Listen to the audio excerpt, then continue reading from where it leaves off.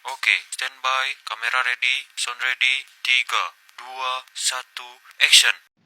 Assalamualaikum warahmatullahi wabarakatuh. Saya Didi Handonasya Putra. Kali ini saya akan mempresentasikan pembahasan tentang risiko hukum dalam operasional bank syariah. Kita tahu bahwa yang namanya risiko itu adalah sebuah potensi kerugian. Nah, dalam risiko hukum ini potensi kerugian yang bagaimana, dan itulah yang akan saya jelaskan. Nah, pertama saya akan menjelaskan tentang definisi risiko hukum itu sendiri. Risiko hukum adalah potensi kerugian yang ditimbulkan akibat pelanggaran hukum atau sengketa hukum yang merugikan bank. Nah, di bank syariah ini cukup unik karena bank syariah ini menganut dua aspek hukum, yaitu aspek hukum secara nasionalnya dan aspek hukum secara syariahnya. Makanya antara risiko hukum dengan risiko kepatuhan itu sedikit agak mirip, padahal pada kenyataannya kedua risiko ini memiliki perbedaan, terutama dari segi fokusnya. Kalau risiko kepatuhan, dia fokusnya lebih pada ketaatan dan kepatuhan pihak bank dalam menjalankan aturan dan regulasi yang ada. Sedangkan di risiko hukum ini dia fokus utamanya lebih ke aspek legal dan aspek yuridisnya. Makanya terkadang bank syariah itu bisa terkena risiko hukum saat bank itu sendiri sudah patuh. Contoh aspek legal dan aspek yuridisnya kayak legalitas kontrak dan juga potensi gugatan. Nah, contoh risikonya itu sendiri seperti ketidaksesuaian kontrak syariah. Setiap kontrak dan mekanisme dalam produk di bank syariah itu harus terhindar dari unsur maghrib.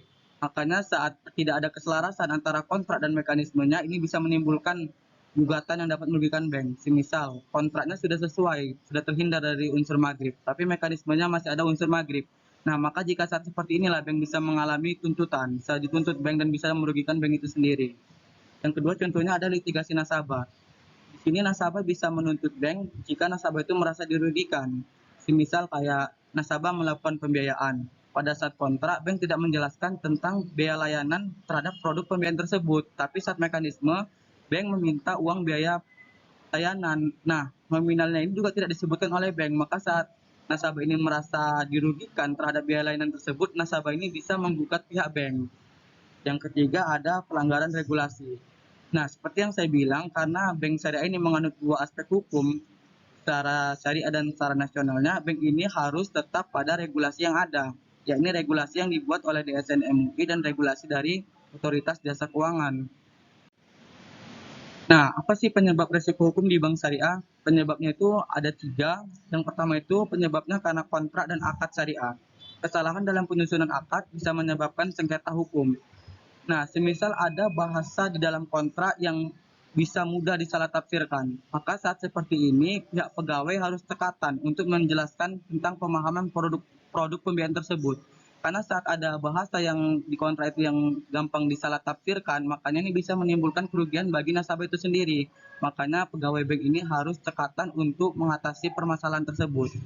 Yang kedua ada tentang peraturan perundang-undangan, ketidakjelasan atau perubahan regulasi yang tidak diantisipasi.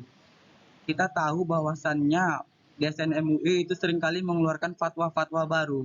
Makanya saat bank syariah tidak segera beradaptasi dengan fatwa yang baru, ini bank syariah bisa terkena teguran dari pihak Otoritas Jasa Keuangan ataupun Dewan Syariah Nasional itu sendiri. Nah, yang ketiga ada praktik operasional. Implementasi kebijakan yang tidak sesuai prinsip syariah dan hukum. Nah, dari segi aspek hukumnya ini juga harus diterapkan. Hukum di bank syariah kan ada dua, maka operasionalnya juga harus dijalankan sesuai dua aspek hukum tersebut. Nah, regulasi terkait operasional bank syariah. Bank syariah itu sendiri berdiri berdasarkan Undang-Undang Nomor 21 Tahun 2008. Undang-undang inilah yang menjadi fondasi awal bagi berdirinya bank syariah itu sendiri. Nah, yang kedua ada fatwa DSN MUI. Nah, fatwa inilah yang menjadi regulasi terhadap standar akad dan produk di bank syariah itu sendiri. Nah, yang ketiga ada regulasi dari OJK. Ini undang-undang secara nasionalnya yang harus juga ditaati oleh pihak bank syariah. Nah, yang terakhir ada kepatuhan syariah. Saat DSN mengeluarkan fatwa baru, maka tugas DPS ini adalah mengontrol apakah pihak bank ini sudah menjalankan mekanisme sesuai fatwa DSN MUI tersebut atau belum. Nah, ini laporan Dewan Pengawas Syariah. Kasus sengketa hukum di bank syariah. Yang pertama ada sengketa akad. Kasus perselisihan terkait penerapan akad mudharabah dan musyarakah. Kita tahu bahwasanya di tahun 2019 itu bank syariah pernah kena teguran oleh Otoritas Jasa Keuangan karena akad musyarakahnya itu tidak sesuai, tidak ada kejelasan antara peran pihak nasabah dengan pihak bank. Maka saat seperti ini itu nasabah itu menggugat pihak bank tersebut. Nah, makanya akad musyarakah ini direvisi oleh pihak OJK. Nah, dari sini bisa kita tarik kesimpulan bahwasannya sekalipun perusahaan tersebut sudah berlabel syariah, perusahaan tersebut juga harus mematuhi setiap peraturan yang ada. Dan juga harus diperlukan adanya kontrol yang ketat untuk mengawasi apakah mekanismenya sudah sesuai dengan regulasi yang ada ataupun belum. Nah, yang kedua ada pengaduan nasabah. Keluhan nasabah terkait transparansi produk dan biaya layanan. Nah, ini yang seperti saya bilang tadi. Jika bank ingin mengenakan biaya layanan terhadap produk pembiayaannya, maka bank harus menjelaskan secara detail di kontrak akadnya. Nah, bank harus menjelaskan dari segi biaya layanan ini untuk apa dan berapa nominal biaya layanan tersebut. Agar apa? Agar nasabah tidak merasa dibebani dan tidak merasa dirugikan. Nah, yang ketiga ada pelanggaran regulasi, denda dan sanksi akibat ketidakpatuhan terhadap POJK dan fatwa DSN. Nah, bank harus segera beradaptasi secara cepat kalau ada regulasi yang baru dari pihak OJK ataupun fatwa DSN. Karena jika bank tidak beradaptasi dengan cepat, bank ini bisa terkena teguran dari regulator.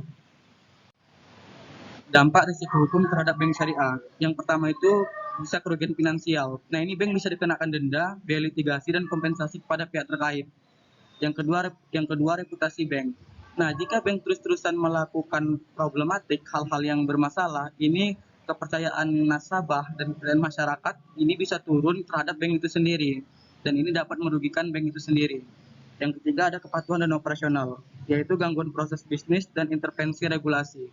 Nah, karena menganut dua sistem aspek hukum, maka bank ini juga harus tetap setia beradaptasi untuk mengatasi setiap kepatuhan yang telah diterbitkan oleh OJK dan Dewan Syariah Nasional. Strategi mitigasi resiko hukum. Bagaimana caranya untuk memitigasi resiko hukum di bank syariah itu? Yang pertama, bank syariah bisa melakukan peninjauan kontrak dengan cara audit legal secara berkala untuk akad dan dokumen. Yang kedua ada pelatihan kepatuhan, yaitu mengedukasi karyawan mengenai regulasi dan prinsip syariah.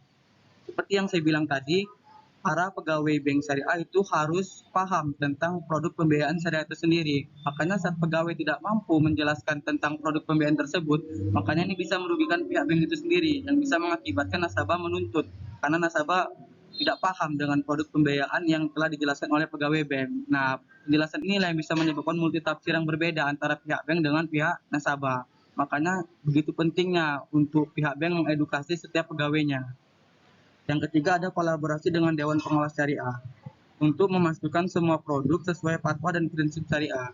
Seperti yang saya bilang tadi, bahwasanya DSN MUI sering mengeluarkan fatwa-fatwa baru dan bank juga harus siap beradaptasi dengan fatwa yang baru. Makanya untuk mengatasi agar bank tetap mengikuti aturan fatwa yang baru, bank harus segera berkolaborasi dengan DPS. Agar apa? Agar bank ini dapat menerapkan regulasi yang baru yang telah dikeluarkan oleh pihak DSN MUI.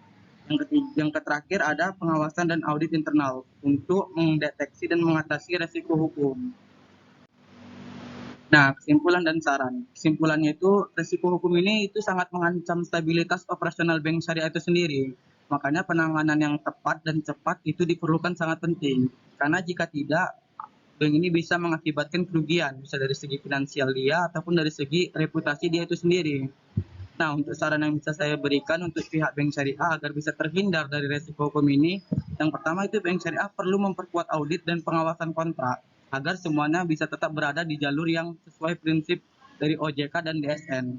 Yang kedua, tingkatkan pelatihan kepatuhan. Yang ketiga, perkuat sinergi dengan Dewan Pengawas Syariah agar bank bisa tetap bersinergi dengan mengikuti aturan dari DSN MUI ataupun dari OJK agar bank bisa terhindar dari resiko hukum. Demikianlah yang bisa saya sampaikan. Assalamualaikum warahmatullahi wabarakatuh.